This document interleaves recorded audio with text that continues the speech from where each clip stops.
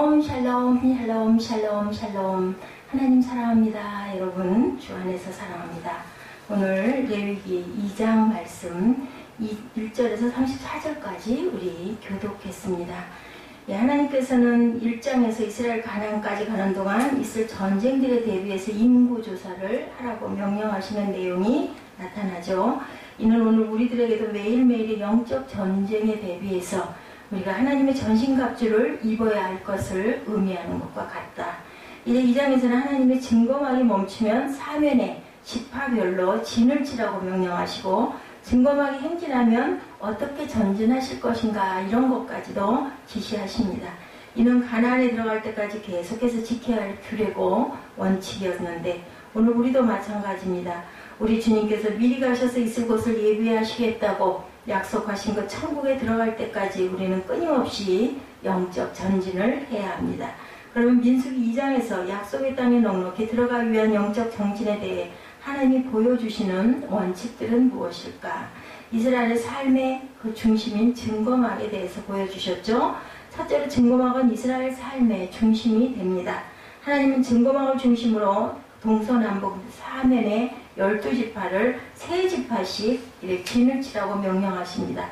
즉 동편에는 유다를 중심으로 이사갈 지파, 스불론 지파, 남편에는 루벤을 중심으로 시몬 갓 지파, 서편에는 에브라임을 중심으로 므낫세와 베냐민 지파, 그리고 북쪽에는 단을 중심으로 아셀과 납달리 지파가 진을 칩니다. 이처럼 이스라엘의 광야 행진에 있어 증거막은 모든 지파의 가운데 있었고, 이는 크게 두 가지 면에서 영적인 의미를 지닌 것을 우리가 봅니다. 첫째는 증거막을 보호하기 위함이었다. 증거막 동쪽에는 유다, 이사갈, 스불론 지파가 진을 쳤는데 이 세 지파의 숫자가 18만 6,400명입니다. 왜냐하면 증거막의 문이 제일 많았죠, 숫자가. 왜냐하면 증거막의 문이 동쪽에 있었기 때문에 이스라엘 군대 중 가장 많은 숫자가 그곳에 진치는 것은 보호 차원에서 지극히 당연한 일이고, 행군할 때도 제일 많은 군사를 가진 유다, 이사갈, 스불론 지파가 맨 앞에서 행군을 합니다. 그 다음으로 많은 군사를 가진 단, 아셀, 납달리 지파가 맨 뒤를 따릅니다. 15만 7,600명이죠. 그러나 더 중요한 것은 증거막은 이스라엘 삶 모든 것의 중심이라는 것을 우리가 생각해야 된다. 증거막은 하나님의 임재해 주시는 곳이었습니다. 따라서 이스라엘이 증거막을 중심으로 산다고 하는 것은 그들이 곧 하나님 중심으로 산다는 말이겠죠. 진을 쳐도 하나님 중심으로 머무르고 행군을 해도 하나님 중심으로 전진을 합니다. 이스라엘의 광야 생활이란 진을 치거나 행군을 하는 아주 단조로운 그러한 삶이었기 때문에 이 둘 속에 하나님 중심으로 살았다면 모든 삶의 영역이 다 하나님 중심이라는 그러한 말씀이죠. 이는 오늘 우리에게도 똑같이 적용이 되는데, 천국을 향해 영적인 전진을 하는 하나님 백성으로서 교회 중심으로 살아야 한다는 겁니다. 교회는 그리스도의 몸이고 그리스도는 교회의 머리이시죠. 교회와 그리스도는 몸과 머리처럼 떨어질 수가 없는 관계인데, 그러므로 보이지 않는 그리스도를 섬기려면 보이는 교회를 또한 섬겨야 합니다. 보이지 않는 그리스도를 사랑하려면 보이는 교회를 당연히 사랑해야 하겠죠. 따라서 그리스도 중심의 삶이란 교회 중심의 삶을 뜻합니다.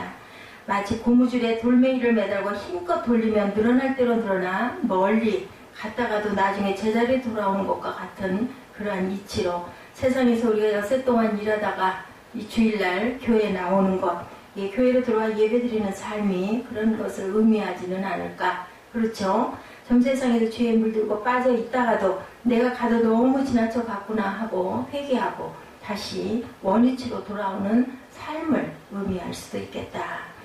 또한 교회 중심의 삶이란 무엇을 하든지 하나님의 영광을 위해서 사는 삶이다.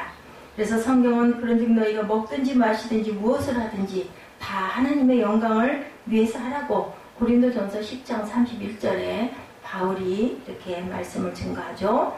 이스라엘이 모두가 다 증거막을 향해 전진했던 것처럼 우리도 교회와 하나님의 영광을 위해서 초점을 거기에 맞추고 살아가야 되겠다. 공부를 하는 것도, 사업을 하는 것도, 직장에 나가는 것도, 가정에서 일상생활을 하는 것도, 심지어는 자녀를 교육하는 것도, 숨을 쉬는 것도 교회와 하나님의 영광을 위해서 해야 되겠다. 둘째로 하나님이 주도하시는 행군이라는 것을 또한 우리가 알아야 되겠다. 성경의 사람이 마음으로 자기 길을 계획할지라도 그 걸음을 인도하는 자는 야훼 신이라 이렇게 잠언 16장 9절에 말씀합니다. 사람 자신이 주도하는 길에는 항상 위험과 복병이 따르고 있습니다. 나의 최선의 길을 아시는 하나님께 직접 주도하시는 길은 당연히 최상의 길이겠죠. 안전한 길이겠죠. 그래서 잠언 기자는 너의 행사를 야훼께 맡기라. 그리하면 너의 경영하는 것이 이루어지리라고 잠언 16장 3절에 증거합니다. 또한 너는 마음을 다해 야훼를 의뢰하고 내 명철을 의지하지 말라고도 말씀하죠. 범사의 그를 인정하고 그리하면 내 길을 지도하시리라고 잠언 3장 5절 6절에 증거합니다. 이스라엘의 광야 행군에도 이 원리는 그대로 적용이 됩니다. 하나님은 그의 백성들의 광야 행군을 직접 주도하셨고 이는 크게 두 가지, 곧 진을 치는 것과 진군하는 것에 그대로 반영이 됩니다. 동편의 세 지파들 중에는 유다를, 남편에는 루벤을, 서편에는 에브라임을, 그리고 북편에는 단을 택하여 세우시죠. 먼저 유다는 아버지 야곱의 예언과 축복에 의해서 이스라엘 전체의 지도자적 역할을 하도록 되어 있습니다. 창세기 48장 8절에서 12절에 증거하죠. 더군다나 유다 지파로부터 메시아 예수 그리스도가 이 땅에 오십니다. 그러므로 유다가 진을 칠 때 증거막에 문이 있는 동편에 진을 치고 지키는 것과 진군할 때 제일 앞에서 전 이스라엘을 인도하는 것은 당연한 일이었습니다. 또한 루벤의 경우는 그의 장자권이 인정된 경우로 보아야 되겠죠. 에브라임의 경우는 에서와 야곱의 예처럼 자연적인 정자권이 하나님의 주권과 섭리에 의해서 뒤바뀔 것을 예견하고 있습니다. 그리고 단의 경우는 아버지 야곱의 예언처럼 독사와 같이 아주 철저한 싸움의 근성을 지닌 지파에서 한 군대의 장으로 삼으시죠. 창세기 49장 16절에서 18절에 증거합니다. 이처럼 천국까지 가는 영적인 전진과 행군에 있어서도 우리 하나님은 교회의 성도를 주도하고 계셨습니다. 그래서 이스라엘과 마찬가지로 교회에도 지도자들을 세우십니다. 하나님께서 교회의 지도자를 세우시는 것은 그 이유와 목적이 있었는데 에베소서 4장 11, 12절에 보면 그가 혹은 사도로 혹은 선지자로 혹은 복음 전하는 자로 혹은 목사와 교사로 주셨으니 이는 성도를 온전케 하며 봉사일을 하게 하며 그리스도의 몸을 세우려 하십니다. 이렇게 증거하죠. 여기서 주님은 교회 안에 지도자를 세우시는 이유와 목적을 그리스도의 몸을 세우려 하심이라고 12절에 말씀합니다. 곧 교회를 바로 세우고자 하심이었다. 그런데 교회를 바로 세우는 수단으로 우리 주님은 두 가지를 행하십니다. 하나는 성도를 온전케 하는 일, 이 말은 원래 의미가 성도를 무장하게 한다라는 뜻을 갖고 있습니다. 군사적인 용어를 사용하고 있죠. 교회 안에 영적 지도자를 세워 성도들을 십자가 군사로 무장시켜 교회를 든든히 세우려 하는 큰 목적이다. 또 하나는 성도들을 하여금 봉사일을 하게 하는 일이다. 살아있는 생명체는 움직이죠. 생명 있는 것은 모두 다 활동을 합니다. 뭔가를 합니다. 그죠? 가만히 있는 건 죽은 시체나 가만히 있습니다. 움직입니다. 숨쉬죠? 이런 것처럼 모두 다 생명 있는 생명체는 활동을 합니다. 예수의 생명이 있는 성도는 가만히 있지 않고 뭔가 움직이고 활동하도록 되어 있습니다. 우리는 이것을 보고 봉사한다라고 얘기합니다. 주 안에 살아서 행하는 모든 것이 봉사입니다.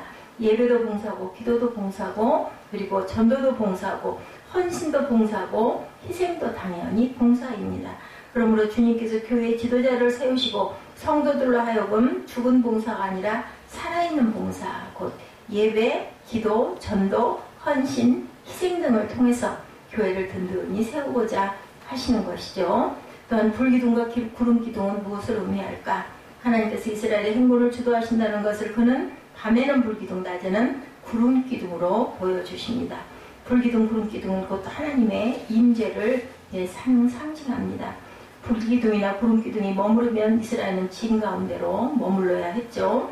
반대로 구름기둥이나 불기둥이 움직이면 이스라엘은 진을 거두고 행군을 해야 했습니다. 그러므로 이스라엘은 불기둥과 구름기둥을 보면서 그들의 광야 행군을 하나님 자신이 주도하고 계신다는 사실을 우리가 확신할 수가 있었는데 오늘 우리들에게 불기둥, 구름기둥은 성령을 상징합니다. 하나님께서 이스라엘의 광야 행군 동안 계속 불기둥 교훈기둥으로 함께 하셨던 것처럼 성령께서도 우리들과 세상 끝날까지 함께 하실 것입니다. 그리고 천국까지 가는 우리들의 영적 전진이 결코 우리들만의 외로운 여정이 아니죠. 하나님이 직접 이렇게 인도하시고 이끌고 가신다는 것을 우리는 깨닫게 하시고 깨달아 알아가고 있습니다. 하나님께서 불기둥, 구름기둥으로 인도하시는 진군에는 위험이나 위기가 있어도 결국은 승리하시죠. 하나님이 창조주이시니까. 그랬듯이 성령께서 인도하시는 우리의 영적 그러한 그 진군도 결국 모든 일에 성공을 거둘 것이라는 것을 우리가 꼭 깨달아 알아야 되겠다. 하나님께서는 항상 우리 안에 나와 함께 그리고 우리를 깨닫게 하시고 알게 하시고 그리고 또한 소망을 품게 하시는 그런 성령 하나님이 이스라엘 출애굽 당시에 있었던 그러한 그 성막과 구름기둥, 불기둥처럼 지금도 저와 여러분 안에 함께 하신다는 것을 깨달아 아시는 귀한 하루 되시기를 주님의 이름으로 축복합니다.